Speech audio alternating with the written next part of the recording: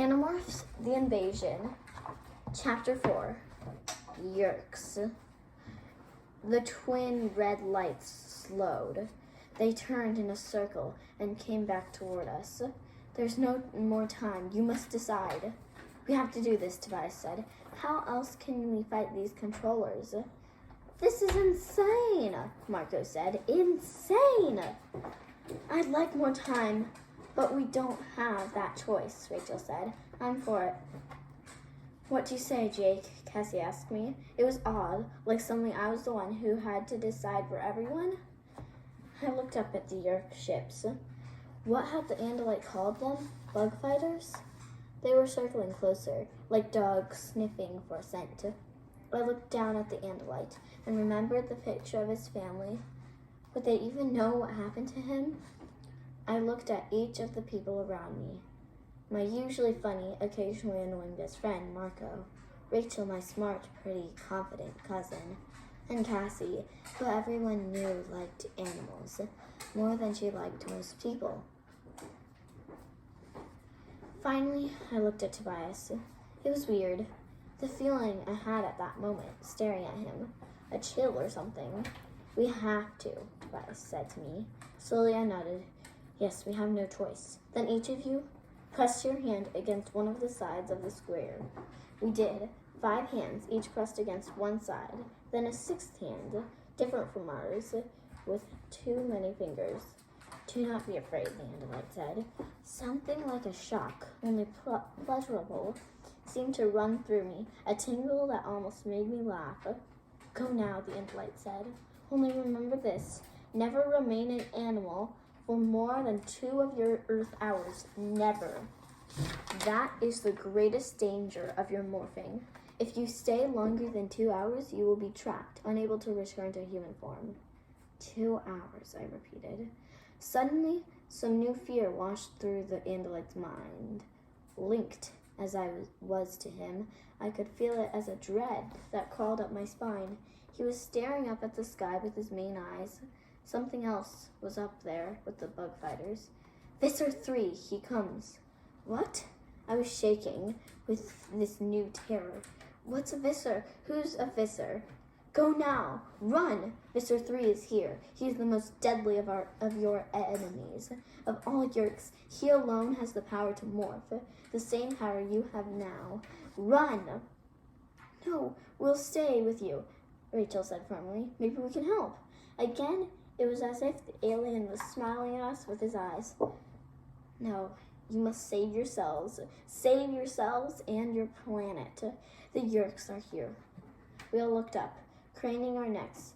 Sure enough, the 2 red lights were sinking towards us, and they had been joined by a 3rd ship, far larger, black as a shadow within a shadow. But how are we supposed to fight these controllers? Rachel demanded. You must find a way. Now run! I jerked from the force of his command. He's right. Run, I yelled.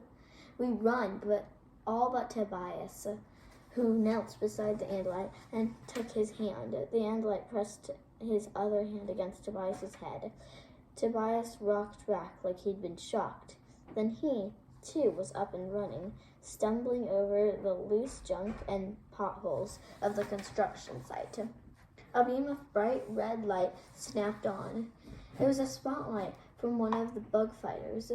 The beam lit up the fallen Andalite and his ship. A spotlight from the 2nd bug fighter joined the 1st, and the Andalite shone brilliant as a star. I hit the dirt hard. I saw my leg lit up within the circle of that spotlight. I yanked it to me and crawled fast, scraping my elbows and knees over sharp stones. The 5 of us crouched behind a low, crumpled wall, afraid to move, afraid to look, but just as afraid to look away. Slowly, the bug fighters descended. It was easy to see where they'd gotten their nickname. They were slightly larger than the Andalite fighter and shaped like legless cockroaches. There were small windows like eyes on the forward thrust head of the bug, and on either side of the head were 2 very long, very sharp, serrated spears.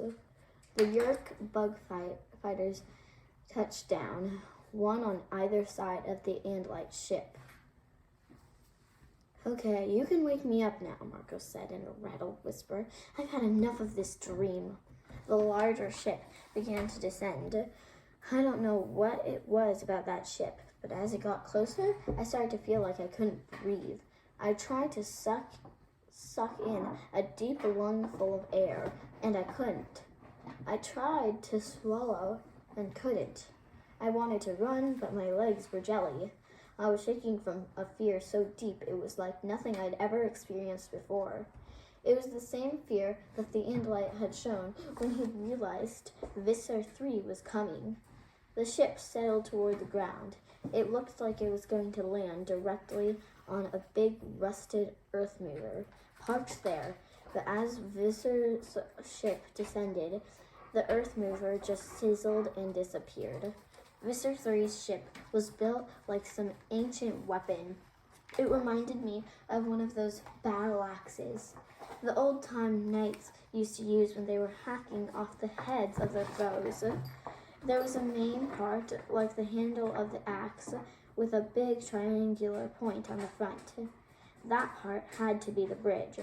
At the rear were two huge scimitar wings.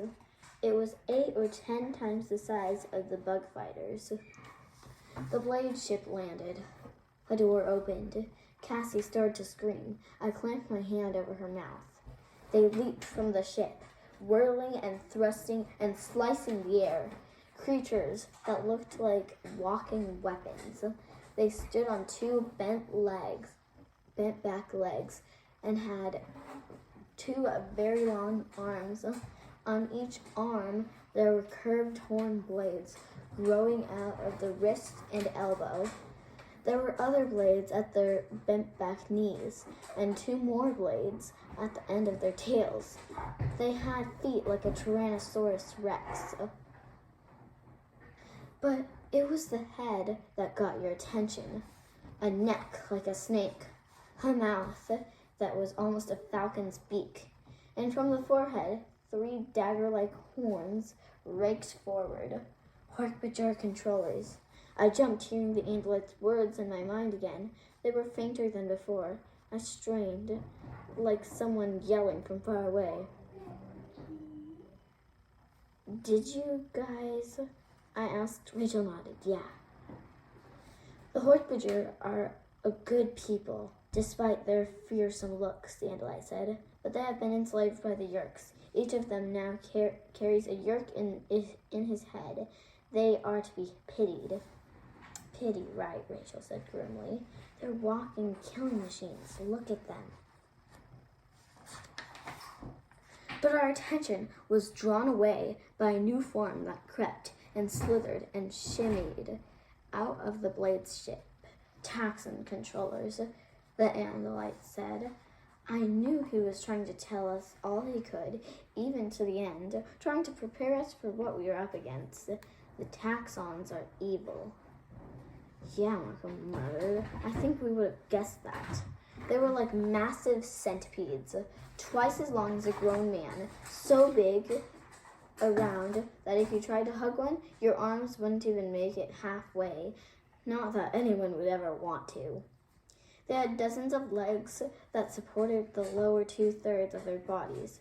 The top third was held upright, and there the rows of legs became smaller, with little lobster claw hands. Around the top of their disgusting, tubular bodies were 4 eyes, each like a wiggling globule of red jello. And at the very end, pointing straight up in the air, was a round mouth, ringed by hundreds of tiny teeth. Hork-Bajor and Taxons poured from the blade ship, spreading out around the area like well-strained marines. They were holding small pistol-sized things that were definitely weapons. They formed a ring around the Andalite and his ship. Suddenly, one of the Hork-Bajor came straight towards us. He took one big bounding step and was practically on top of us. I hugged the dirt like it was my last hope. I wished I could dig a hole. I saw a flash of Marco's face. His eyes were huge. His lips were drawn back in what could have been a grin, except that I knew it was an expression of pure terror.